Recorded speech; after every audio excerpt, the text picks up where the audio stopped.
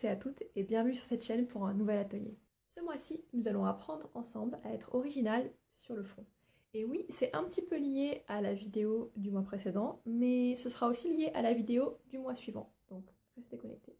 Cet atelier en fait est né d'une séance d'écriture créative qui a eu lieu à la faculté d'Aix-en-Provence, là encore vous allez me dire.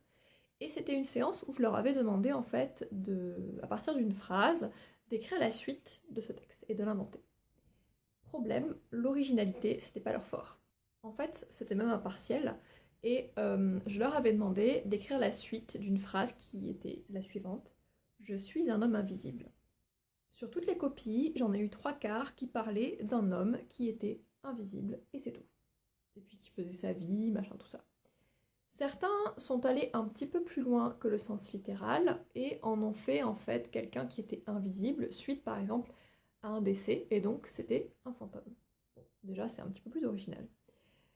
Et d'autres ont choisi d'aborder ça par les minorités en fait, les populations invisibles, comme par exemple les minorités LGBTQ+, ou les personnes transgenres, etc. Et c'était très bien fait j'ai trouvé.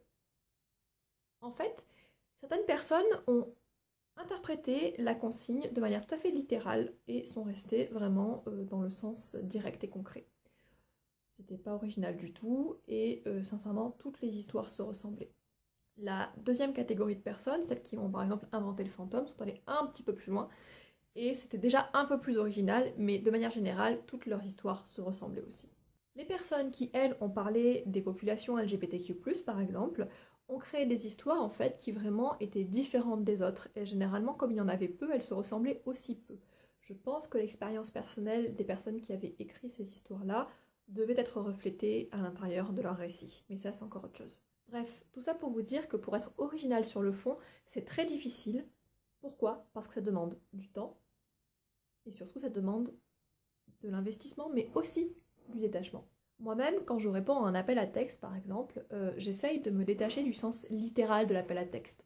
Par exemple, il y a quelques mois de cela, on m'a demandé de répondre à un appel à texte qui s'appelait en fait Marseille en 3013. D'ailleurs, l'anthologie est sortie, je vous la mets dans la barre d'infos. Et on devait se demander, en tant qu'auteur marseillais, à quoi ressemblait Marseille en l'an 3013. Jusque-là, ça va. Et moi, je suis partie sur la montée des eaux, mais la montée des eaux, c'est l'idée la plus classique en fait. Simplement, Marseille est un port, dérèglement climatique, blablabla, réchauffement climatique, bon, montée des eaux. Mais il fallait être original.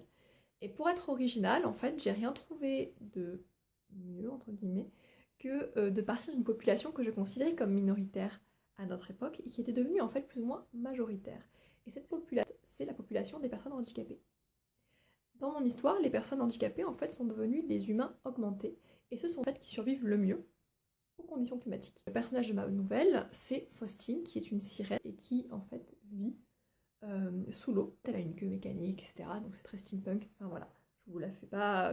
Si vous voulez en savoir plus, je vous invite à lire la nouvelle.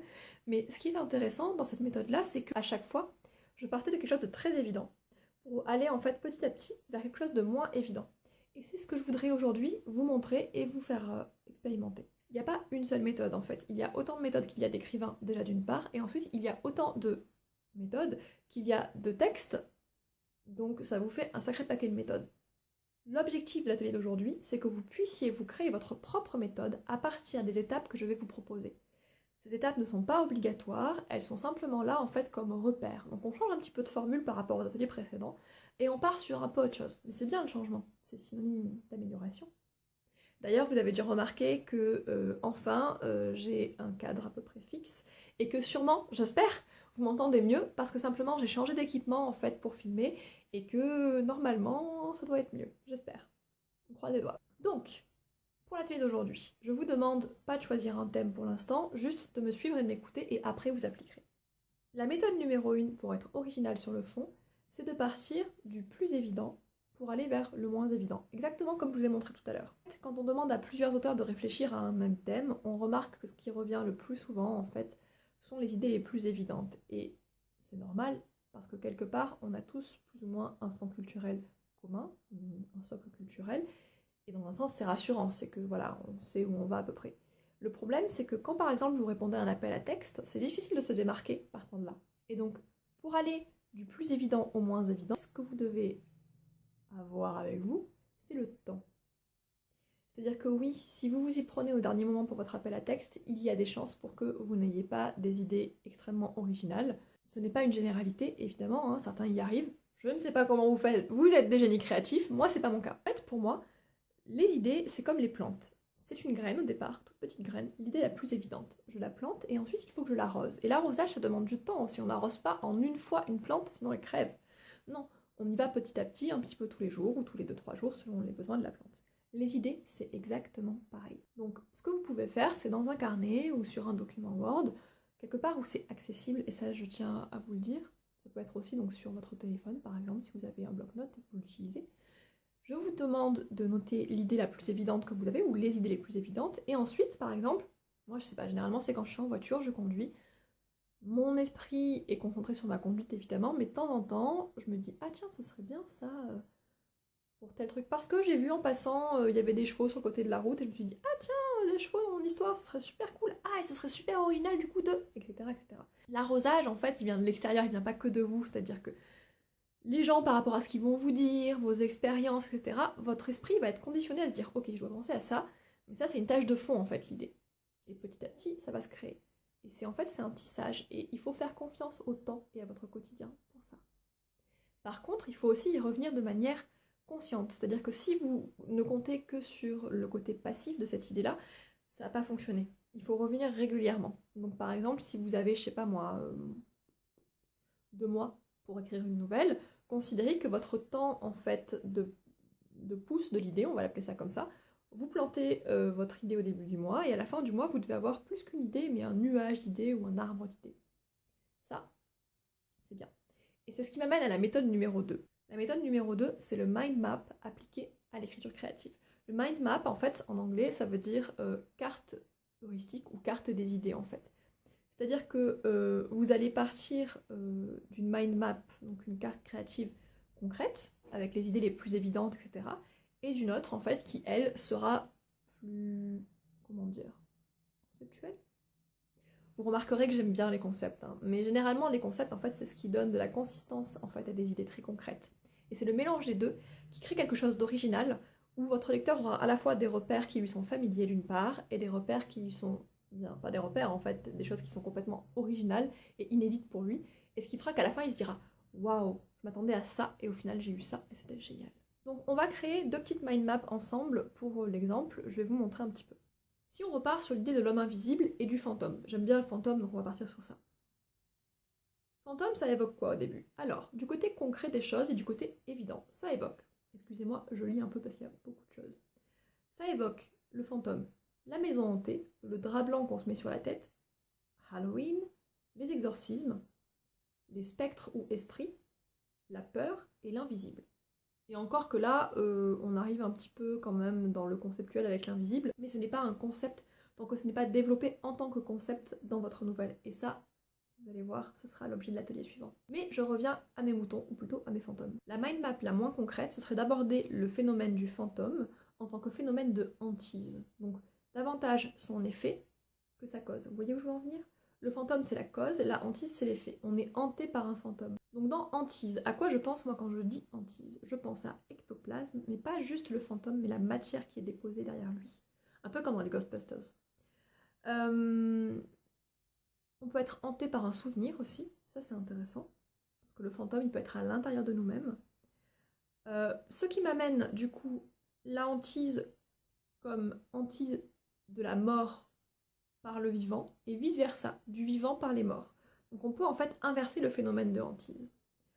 On peut aussi élaborer un monde des fantômes, pourquoi pas, qui soit intégré au monde des vivants ou complètement séparé, à vous de voir. La hantise, c'est aussi une forme de tourmente. La tourmente, c'est aussi une forme de tempête. Vous voyez, on s'éloigne petit à petit, mais pourtant ça a toujours un lien. La hantise, c'est aussi la poursuite et la chasse. Et également l'obsession. Quand on est hanté par une idée, on est obsédé par l'idée.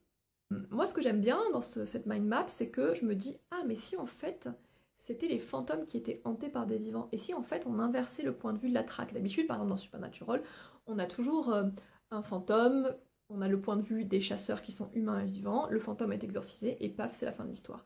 Pourquoi pas l'inverse? Pourquoi on n'aurait pas le point de vue du fantôme, en fait, qui est poursuivi? Tout de suite, c'est plus original. Donc vous voyez, la mind map, elle fonctionne en fait par glissement d'idées, glissement de sens aussi. Et justement, on en vient à la méthode numéro 3. Parce qu'en fait, ces trois méthodes-là, elles vont ensemble, vous vous rendez compte? Ce sont des méthodes qui se co-construisent en fait. Elles ne vont pas l'une sans l'autre. Donc je vous les présente toutes les trois une par une, parce qu'évidemment, il faut bien un ordre. Mais à vous ensuite de les utiliser de manière concomitante quand vous créez. La méthode numéro 3, c'est de procéder par glissement de sens et par mélange d'idées en fait. Je ne vais pas vous donner plus d'exemples puisque vous l'avez déjà eu. Ces trois méthodes, comme je vous dis, elles fonctionnent de manière concomitante et surtout, elles peuvent constituer différentes étapes que vous arrangez un peu comme vous voulez, puisque là, comme je l'ai dit au début de la vidéo, c'est à vous de créer votre propre méthode. Et vous pouvez arranger tout ça en fait en une seule méthode générale qui vous corresponde et qui peut changer de texte en texte. Vous n'êtes pas obligé de vous y tenir à chaque fois de manière extrêmement carrée. C'est aussi ça la beauté de l'écriture créative, c'est-à-dire que c'est pas quelque chose qui est fixe. Paradoxalement, c'est aussi la difficulté, c'est-à-dire que comme c'est jamais fixe, comment est-ce qu'on se débrouille à chaque fois qu'on doit recommencer un texte? Et donc, l'atelier du jour, il va concerner des thèmes que je vais vous donner. Vous en choisissez un seul, ou plusieurs si vous voulez vous compliquer la tâche, mais bon, déjà un c'est bien. Et ensuite, vous appliquez l'une des trois méthodes que je viens de vous donner, ou les trois à la fois dessus. Le but de cet atelier, c'est d'avoir réalisé à la fin un synopsis d'une histoire courte, et par courte, j'entends moins de 30 000 signes, espace comprise. L'atelier donc vous prendra un certain nombre d'heures, probablement beaucoup plus que les ateliers précédents, et surtout vous allez avoir un résultat concret, c'est-à-dire un synopsis. L'atelier suivant nous servira à l'écriture et l'élaboration de la structure, donc ne commencez pas à écrire tout de suite, l'objectif là c'est le synopsis. Vous avez un mois pour le faire, donc vous pouvez choisir d'appliquer une méthode par semaine, par exemple, méthode 1, semaine 1, méthode 2, semaine 2, méthode 3, semaine 3, et pas méthode 4, mais du coup, synopsis, écriture à la semaine 4. Ça vous va comme programme? Les thèmes, je sais que vous l'attendez. Premier thème. Racontez-moi votre ville sous l'eau en 3013. Elle est facile celle-là, hein. J'ai un peu copié l'appel à texte que j'ai eu il y a quelques mois, j'avoue. Deuxième thème, un thème un chouïa d'actualité. Très classique, mais vous allez voir. Noël. Mais pas juste Noël, non. Le thème complet, c'est Noël en enfer, virgule, Noël au paradis. Débrouillez-vous avec ça. Troisième thème, un thème beaucoup plus vaste, mais aussi du coup beaucoup plus complexe. Attention, table rase ou tabula rasa. À vous de voir si vous voulez l'interpréter en français ou en latin. À vous de voir vraiment complètement. Vous pouvez choisir un univers, etc. Mais je vous conseille de partir de la méthode que je vous ai proposée. Et ensuite d'élaborer tout ce qui est univers, etc., personnage. Partez du plan concret, puis du plan conceptuel, puis mélangez les idées, et ensuite élaborez votre univers et votre synopsis avec vos personnages. Ça devrait vous aider. D'ailleurs, pour le synopsis, j'ai une petite méthode à vous proposer.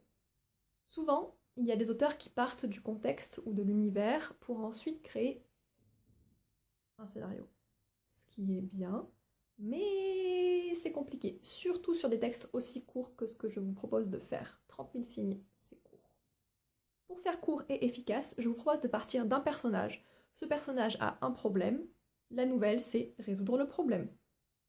Simple, efficace, et ça marche à tous les coups, y compris pour les romans. Personnellement d'ailleurs, je commence toujours par les personnages, et ce sont eux plus ou moins qui dictent le contexte en fait. Donc je me dis pas toujours ah bah tiens, je vais écrire une histoire qui se déroule dans un grand désert, etc. Non, je suis partie d'un personnage qui était coincé dans un désert. Vous voyez ce que je veux dire? Partir du personnage qui a un problème, ça crée du scénario. Voilà pour aujourd'hui, on en a fini pour le premier atelier de cette série, puisque vous allez voir, l'atelier suivant est lié et l'atelier d'après aussi. Quoique même l'atelier d'avant, il est un peu lié aussi, mais bref. C'est pour ça que c'est un MOOC, en fait, aussi. Les ateliers sont liés les uns aux autres, mais vous allez le constater petit à petit. Je ne vous dis pas où je veux en venir, parce que sinon vous allez commencer à réfléchir. Il faut que vous réfléchissiez sur vos histoires, et pas sur là où je vous emmène.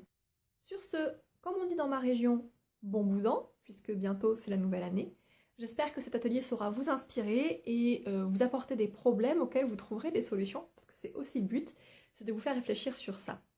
À dans un mois, et d'ici là, donc comme je l'ai dit, eh bien, bon boudin, ciao ciao.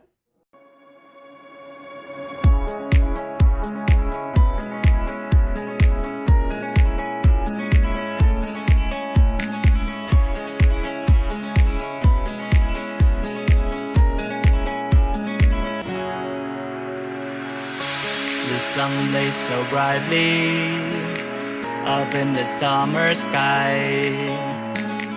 I shouted at the mountains, watch me shine and fly.